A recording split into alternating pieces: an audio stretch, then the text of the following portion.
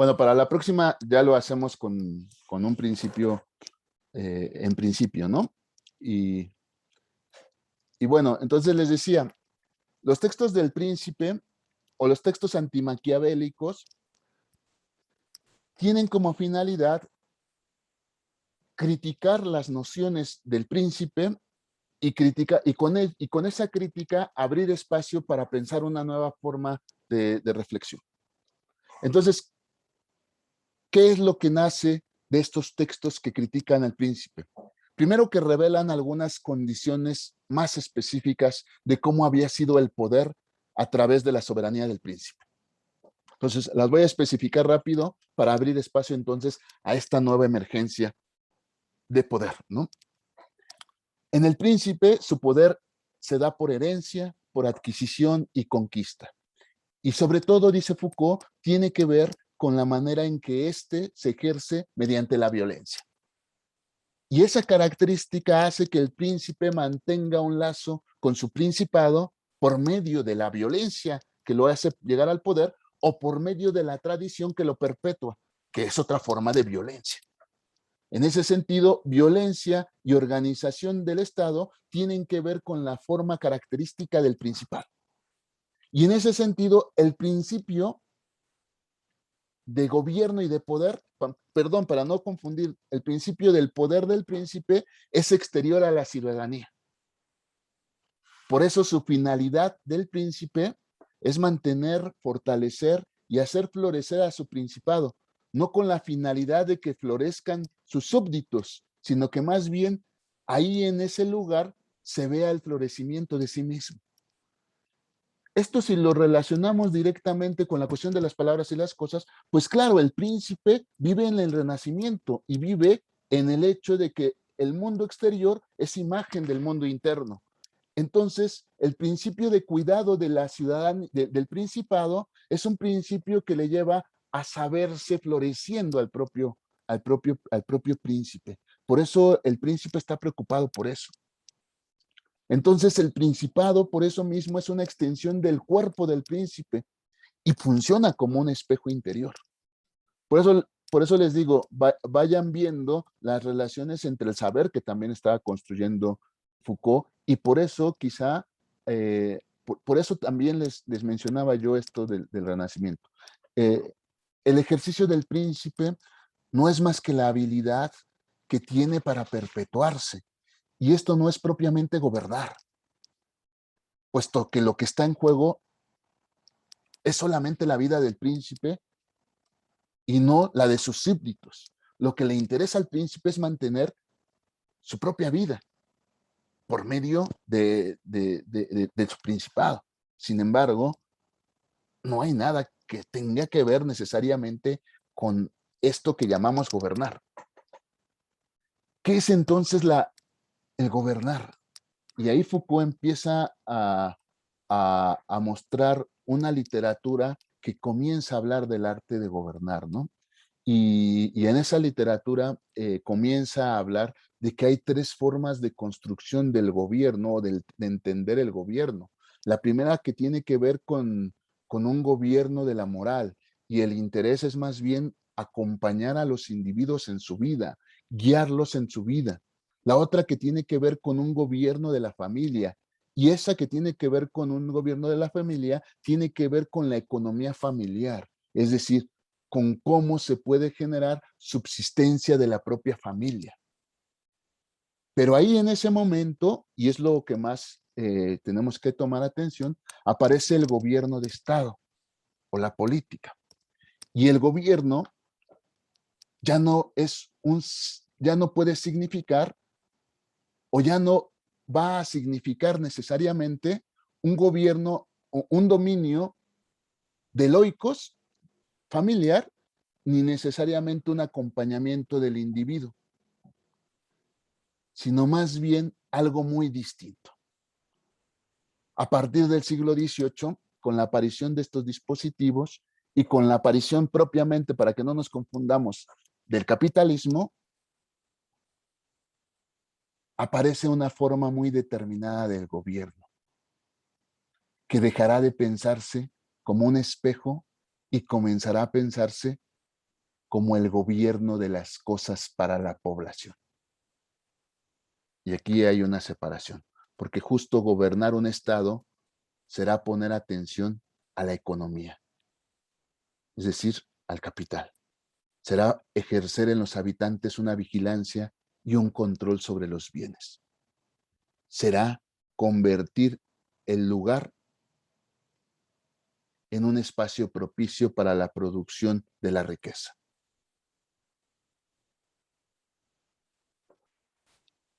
Este momento en el que aparece la posibilidad de un gobierno de Estado también rompe entonces con el modo en el cual se había pensado el oikos y aparece esta nueva forma de entender el oikos como la búsqueda de una recta disposición de las cosas para el incremento del capital. Y en este sentido, Foucault comienza a caracterizar cómo aparece esta nueva forma de gobierno, el gobierno de las cosas, que es propiamente la gubernamentalidad.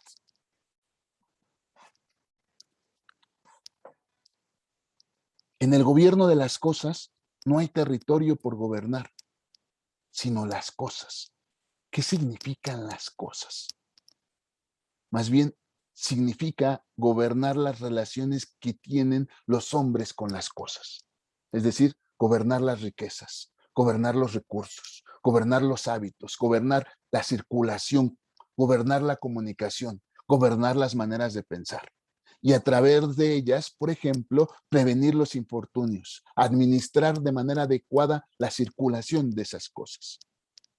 En ese sentido, el gobierno o la gubernamentalidad, el gobierno de Estado que se inaugura a partir del siglo XVIII, tiene afinidades, ahí lo va a decir, con la metáfora de la nave, porque no se gobierna a un individuo ni a muchos individuos. Lo que se gobierna es el navío, la nación. Pero siempre se gobierna con la finalidad de prevenir los tiempos peores. Si algo le sucede al navío, todos los individuos terminarán destruidos. Entonces, lo que se gobierna es el modo en el cual ese barco, la nación, tiene la posibilidad de seguir navegando ante los infortunios y con su tripulación a bordo. En ese sentido y con esa metáfora, el gobierno de las cosas, de la gubernamentalidad, tiene como fin dirigir el adecuado encauzamiento del barco en su subsistencia. Por eso, un buen gobierno es un gobierno que conoce las cosas. ¿Y qué hay que tener para conocer las cosas? Y ya vamos ligando todo lo que Jesús y Eduardo habían dicho hace rato, me parece. Conocer el gobierno de las cosas está ligado justamente a tener buen conocimiento estadístico de prevención de lo que pueda suceder. Entonces, también está ligado a los modos en el cual el gobierno se transforma en mera burocracia.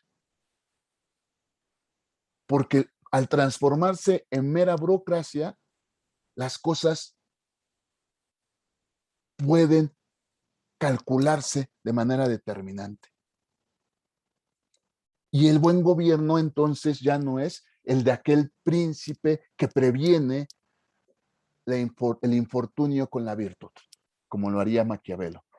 El buen gobierno es aquel del estadista que emerge en la necesidad de tratar de encontrar regularidades para la población y beneficiarlos a toda costa.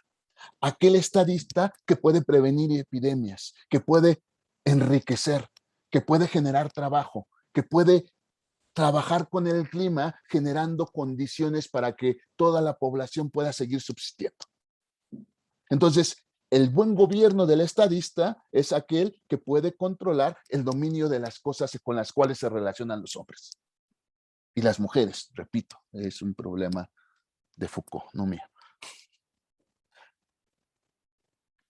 Y en ese sentido, el oikos se transformó, porque el oikos ya no es el oikos de la familia, porque el oikos de la familia ya no es un modelo para el gobierno, ya no es un gobierno que busca salvar y cuidar a sus hijos, sino es un gobierno que busca encontrar las regularidades que le permitan seguir para la subsistencia no de uno, sino de todos.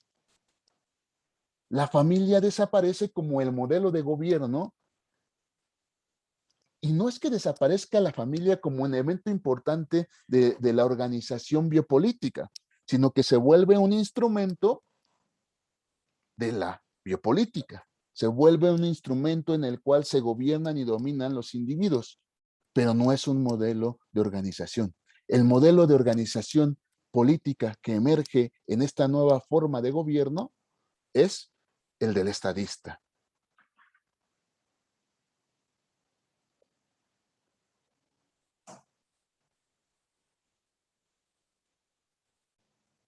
Y en ese sentido, es como Foucault llega a que lo que sucedió en el dispositivo de la seguridad y lo que sucedió en esta gran trama del siglo XVIII en todas las organizaciones discursivas es que apareció una nueva forma de Estado y de poder, que él va a llamar la gubernamentalidad, como gobierno de las cosas. Y esta nueva forma de poder quizás sea lo que realmente quiso estudiar. Y él va a decir, quizá el título de mi texto ya no debería de haber sido seguridad, territorio y población, debería de haber sido historia de la gubernamentalidad. Por lo que yo les he venido haciendo durante todo este momento que les describí los dispositivos seguritarios y cómo se fueron transformando, cómo se fue transformando también la idea de comprender la propia idea de gobierno, lo que yo les estaba contando es cómo surgió un nuevo fenómeno de poder que se instaló como gobierno de las cosas y que se separó de la soberanía y que se comenzó a construir como una administración estadística del medio. Si esto es así, entonces lo que debería realmente interesarme en esta historia de la gubernamentalidad es analizar el conjunto de instituciones, procedimientos, análisis, cálculos y tácticas que permiten que esa forma de gobierno o que esa forma del poder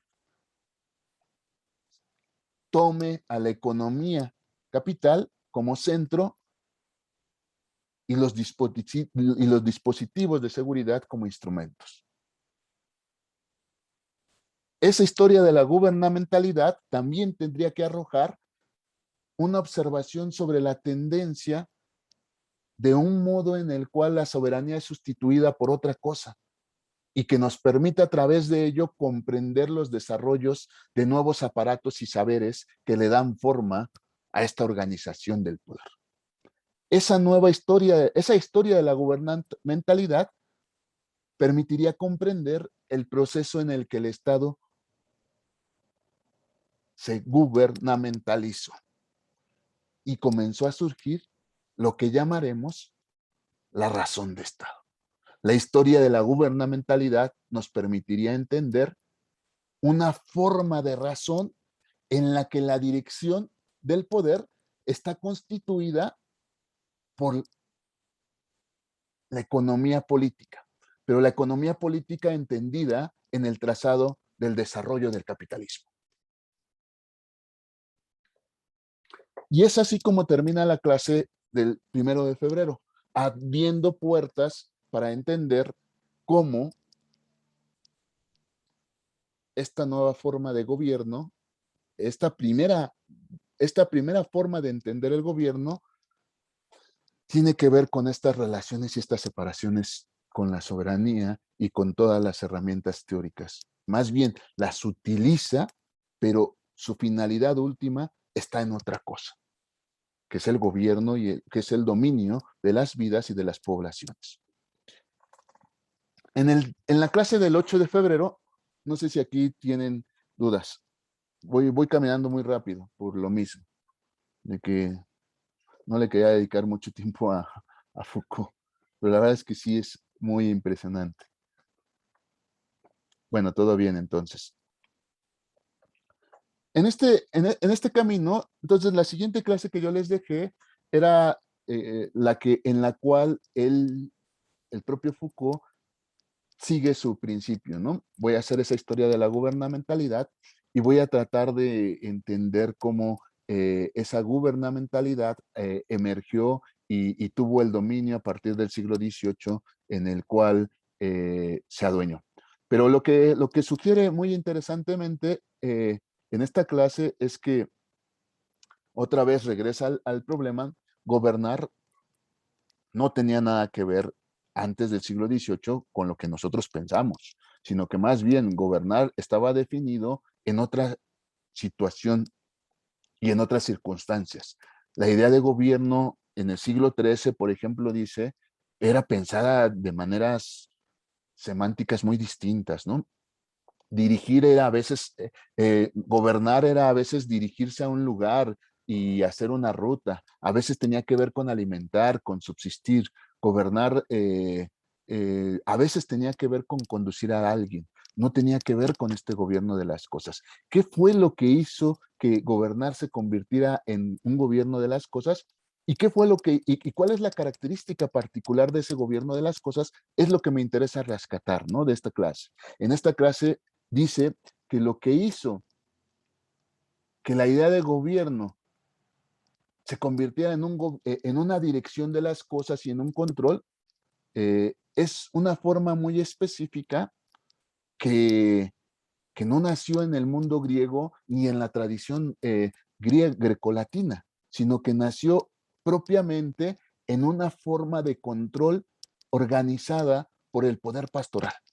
Esto es lo que me interesa rescatar y señalar asiduamente. Es este poder pastoral el que inaugura lo que más adelante se convertirá en la gubernamentalidad y nos permite entender lo que significa gobernar las cosas, es decir, gobernar a través de la economía. ¿Qué es lo que significó el poder pastoral para Foucault? El poder pastoral significó la aparición de un nuevo régimen del poder en el cual, a través de él, se pretendió construir una manera en la cual el poder pudiera convertirse, de ahí su importancia, en algo que pudiera intervenir en la conducta de los seres humanos. Y al poder intervenir en la conducta de los seres humanos, poder guiarlos hacia un fin. Ojo, no estoy diciendo que el poder pastoral sea el modo en el cual se gobierna o se ejerce el poder en la gubernamentalidad. Lo que estoy diciendo es que el poder pastoral es el núcleo del cual emergerá la gubernamentalidad. Y a Foucault le parece importante reconocerlo porque ahí en el poder pastoral se hace posible entender el poder como un dominio de la conducta de los seres humanos. Y cuando se hace posible eso, entonces se teje la posibilidad de la gubernamentalidad. Porque ¿qué hizo el poder pastoral? El poder pastoral se posibilitó entender a los individuos como un rebaño y al que dirige a los individuos como un pastor. Con ello, ¿qué es lo que se posibilitó? La aparición de un poder que tiene como finalidad gobernar la conducta de las almas y a través de esa conducta guiarlos hacia un fin. ese gobierno de la conducta es lo que más airadamente le interesa a Foucault, porque el gobierno de la conducta se convertirá en el poder pastoral en una economía de las almas, es decir, en un modo en el cual las almas deben de producirse eh, para poder alcanzar un fin, que el fin último del poder pastoral es justamente la salvación. El siglo XVIII, ¿qué hace? Y esto lo vamos a comprobar más claramente con Agamben. El siglo XVIII seculariza estos procesos religiosos. Y no es que los haya dejado a un lado, sino que cambia, al secularizarlos, cambia la finalidad de ellos. No es que dejemos de entender el poder como conducta de los humanos, sino que la conducta guiada en la gubernamentalidad no es una conducta guiada para la salvación, sino es una conducta guiada para el desarrollo del capital mismo. Entonces, el poder pastoral posibilitó que el poder gubernamental encontrara un afianzamiento a través de los dispositivos seguritarios para controlar la conducta, para controlar las conductas de los individuos y a través de ello hacer que esas conductas posibilitaran el desarrollo del capital mismo. Ese es justamente el plano en el cual está pensando Foucault, o por qué está pensando el poder pastoral. Y este es el plano en el cual yo quiero ahí ir cerrando esto, ¿no? El poder pastoral posibilita que más tarde la economía liberal y la economía neoliberal se permitan entender el gobierno como un gobierno de las conductas y los comportamientos de la población, y a través de ellos pueda encontrar una finalidad última de esa conducción, el desarrollo del capital. Por eso, liberalismo y neoliberalismo son trabajados casi indistintamente en Foucault. Primero, porque Foucault en el nacimiento de la biopolítica va a tratar de pensar el neoliberalismo con los fundamentos del liberalismo. Y segundo, porque acierta en una cosa en sus análisis. El intento del neoliberalismo es continuar el gobierno de la conducta de las poblaciones, ya no a través de los dispositivos seguritarios, sino a través de la conversión de los seres humanos en meros hombres económicos, la aparición del Homo económicos. Y en la aparición del Homo económicos, Foucault rastrea perfectamente lo que sucedió. Es la biopolítica convertida en economía capital la que hace que todo se convierta en una propia esfera de su reproducción. Entonces, ¿en dónde estamos? En un gobierno de las poblaciones en la cual todos los individuos se han convertido en homo económicos. Y entonces todo individuo y toda forma de vida se ha convertido en modo de acumulación capital. El momento biopolítico en el que nos encontramos es un momento en el cual una razón de Estado se ha apropiado del dominio de las conductas y las ha encaminado a convertirse en fuerzas de producción para la acumulación del capital.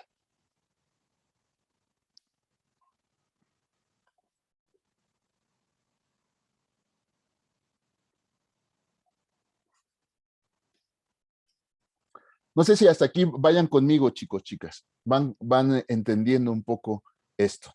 Es la lectura que estoy dando porque esa lectura me permite justamente llegar a lo que quiero. Foucault no solamente da una, digámoslo, Foucault no solamente quiere dar una descripción de la situación en la que estamos, sino en ella pretende armar una posibilidad de salida, que eso también es interesante. Si Foucault se esmera por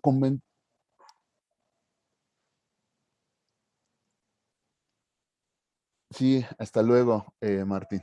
Si Foucault se esmera por, por describirnos la condición del espacio económico, lo hace solamente a condición de que veamos que hay algo más que mera economía ahí.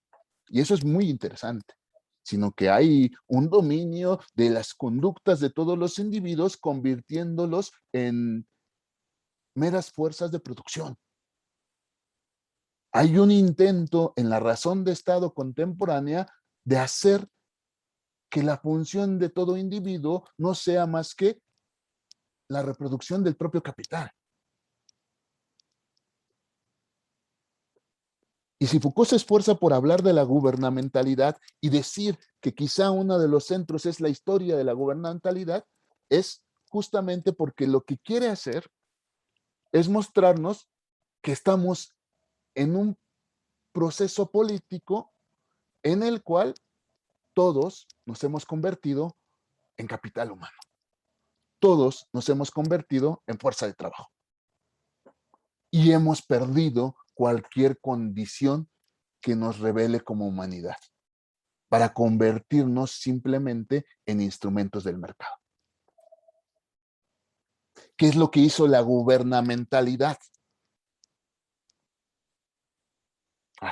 Hacerse dueña de cualquier esfera de lo humano y convertirla en un mero proceso capitalista.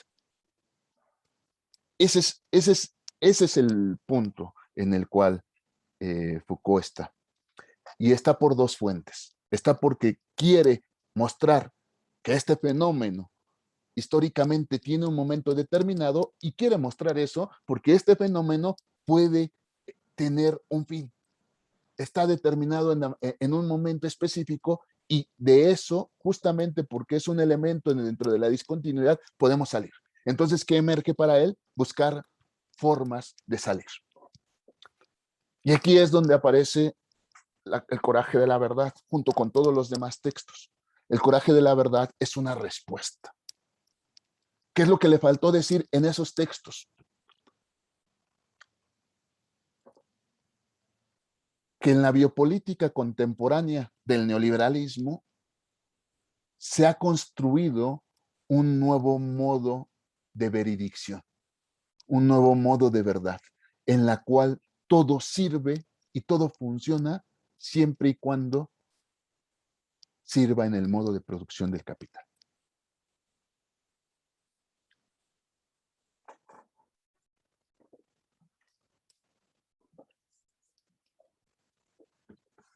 Aquí ya, ¿cómo ven? ¿Cómo van, chicos? ¿Quién quiere preguntar? ¿Quién quiere decir algo?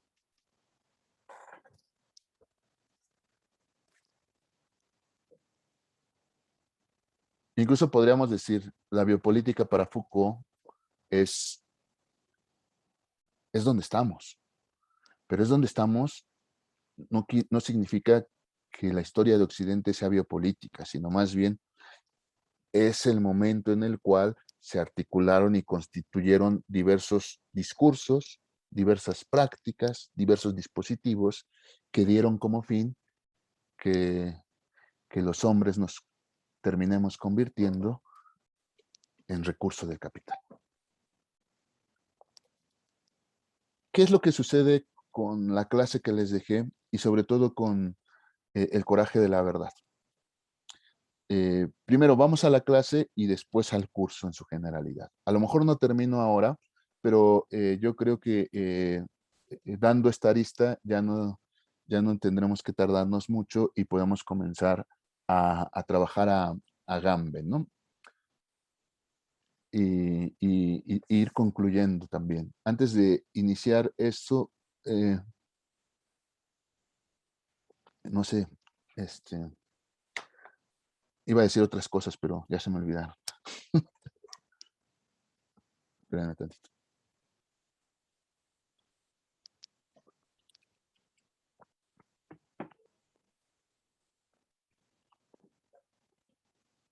Bueno, la clase que les dejé es una clase del 29 de febrero. A mí me parece una clase eh, extraordinaria, extraordinaria en muchos sentidos.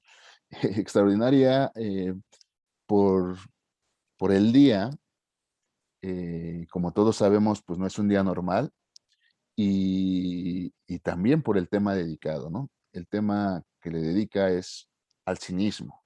Y la particularidad del cinismo es que no tiene un discurso plenamente formado, sino en realidad es un conjunto de enunciados, sentencias y anécdotas que tenemos sobre esa manifestación. Y se lo dedica casi advirtiendo que el cinismo, él lo dice, ¿no? Si lo leyeron, el cinismo no es nada más una tradición filosófica construida en el siglo III o siglo IV antes de Cristo, sino más bien es una categoría transhistórica que ha recorrido eh, la vida política de los pueblos, ¿no? De los pueblos occidentales. Y esto me interesa muchísimo porque justamente es algo, el cinismo sería como categoría una actitud que rompe insidiosamente las conductas. Una actitud o una contraconducta que tiene como finalidad quebrar el modo de organización del poder. Y por eso le parece sustancial. Y en esa parte, en el 29 de febrero, indica, quizá lo que se tendría que hacer es una historia del cinismo. Una historia del cinismo como categoría trascendental. Y no es nada curioso. Le interesa hacer una historia del cinismo como categoría trascendental porque, a ver, me dicen si ya está bien. ¿Sí? Me dicen que se está trabando un poco. No, así soy, tartamudeo. Entonces, les decía, el cinismo como una categoría trascendental, no, perdón, una categoría transhistórica que ha recorrido la historia de Occidente. Y le interesa hacer una historia, él lo dice, quizá sería preciso e importante comenzar a hacer una historia del cinismo como categoría transhistórica. ¿Por qué? Porque en el cinismo, él dirá, se encuentra una forma de contrapoder, una forma de contraconducta que hace que se pueda decir una verdad más allá del status quo. Si esto es así, pues ya explicarán. El status quo en el que vivimos es un lugar en el cual la ciencia de la economía, la ciencia del capital, ha convertido la verdad de los sujetos en mera fuerza de trabajo. Entonces, cuando Foucault está preguntándose por la historia del cinismo y por la posibilidad de entenderlo como una categoría transhistórica, se está preguntando si podemos hacer un discurso que paralelamente esté acompañando esta historia de la gubernamentalidad. Si la historia de la gubernamentalidad se creó como una organización del dominio de los y de la dirección de las almas con la finalidad de convertirlas en meros herramientas económicas, habría la posibilidad de seguir creyendo que hay una historia paralela que se resiste a ser condenada a ser puramente eh, herramienta del sistema económico. Y esa historia, dirá, es la historia del cinismo. Por eso es tan particular y extraordinaria esta clase, porque aquí está poniendo las herramientas para decir a la historia de la gubernamentalidad habría que ponerle una historia del cinismo. Porque la historia de la gubernamentalidad es la historia del dominio de los cuerpos para convertirlos en instrumentos de la economía. La historia del cinismo es la historia del dominio para convertir en seres libres a los individuos, para convertirlos en alguien que pueda decir su verdad por sí mismo. Entonces, ante el aumento de la gubernamentalidad, el aumento de las estrategias de los individuos para crearse un estilo y para poder decir una verdad desde su propio interior. Es una clase también extraordinaria porque es quizá de las clases en las cuales es de las últimas clases de Foucault. Estamos hablando de que 2 meses después o 3, Foucault muere, ¿no? Y en esta última clase ya Foucault está reconociendo que la función de la filosofía debe de ser buscar la vida verdadera y que a lo mejor ahí hay en el cinismo algo que tiene que ver con la vida verdadera. Entonces, además de que está haciendo este juego de contraposición entre historia, gubernamentalidad y de historia del cinismo, también está pensando su quehacer y su trabajo ya no como filósofo, sino como sujeto de vida, como sujeto que también se está muriendo. Digamos lo que es una reflexión ya escandalosamente sobre el significado del filosofar en su propia vida. Y por eso también resulta extraordinario, ¿no? Seguramente en esos momentos Foucault ya sabe que está muriendo por SIDA y yo sospecho, esa es mi idea, Foucault ya sabe que tiene SIDA y Foucault ya sabe que, que, que, que lo que le está pasando tiene que ver con cierta historia de vida. Entonces, en ese sentido, también va a tratar de buscar en la parresía un lugar para poder contarse. Porque recuerden, la parresía es, es la actitud de tener el coraje de decir la verdad a toda costa, de decirlo todo, de decírselo todo.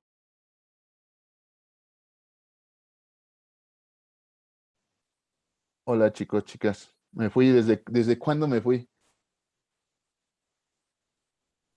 Hace ¿Dónde se quedaron? ¿Dónde nos quedamos?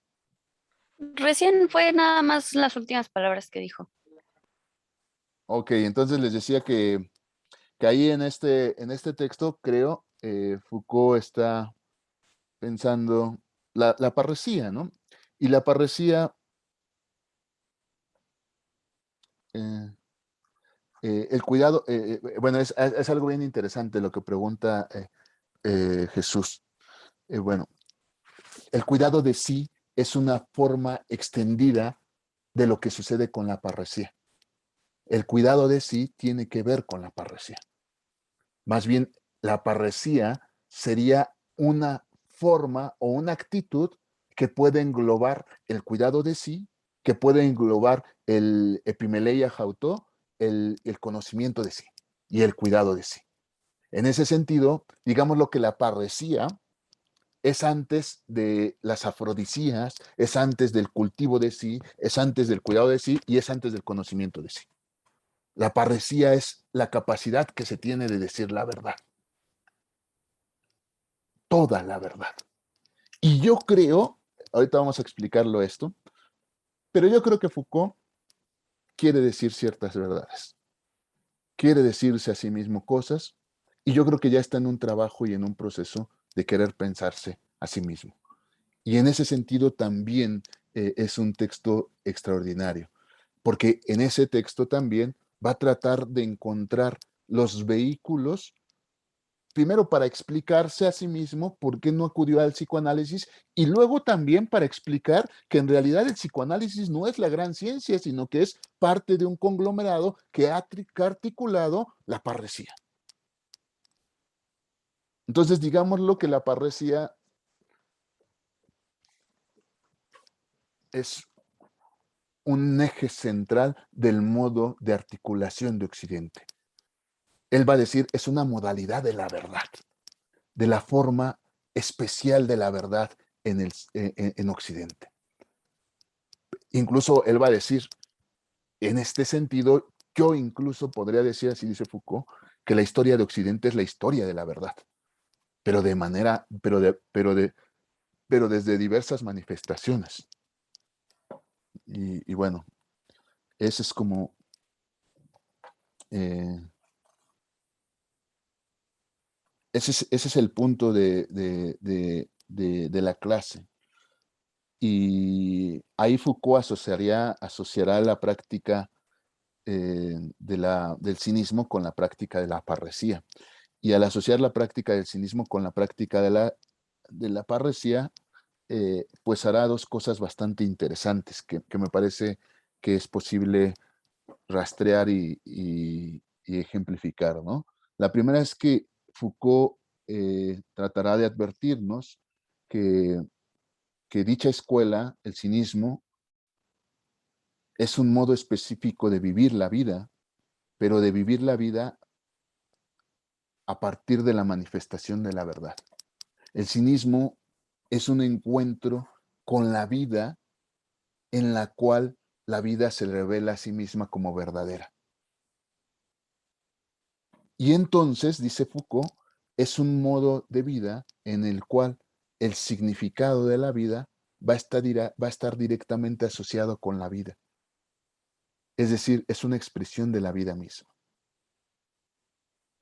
Y en tanto que la expresión de la vida y su significado son una, entonces la siguiente cosa que me parece interesante es que el cinismo se articula como una verdadera vida, como una manifestación del significado de lo que es la vida verdadera.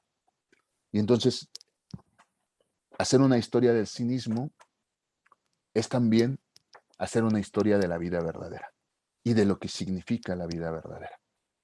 Por eso es muy bonito, porque en el cinismo encuentra una categoría o un tipo o una actitud que se caracteriza como un modo revolucionario de vivir en el cual el significado de lo que se cree que es la vida no está en la cabeza, sino está expresado en el cuerpo y en las acciones del individuo.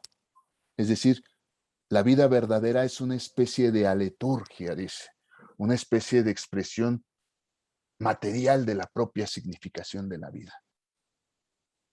Y en ese sentido, y para seguir como caminando, lo que voy a hacer en la clase, en lo que resta, bueno, ya no resta nada,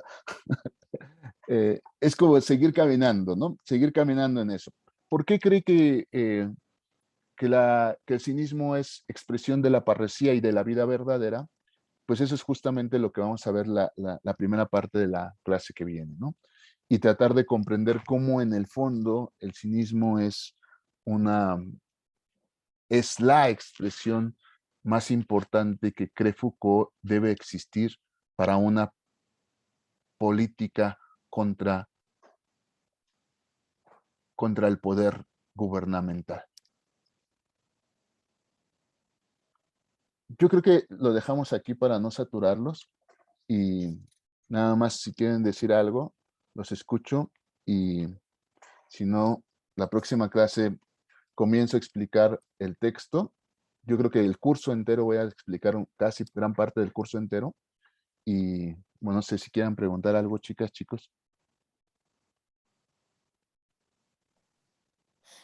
Profesor, yo quería preguntarle si será posible que suba el temario al Classroom. Ujú. Sí, sí, sí, señorita. Nada más lo hago en la semana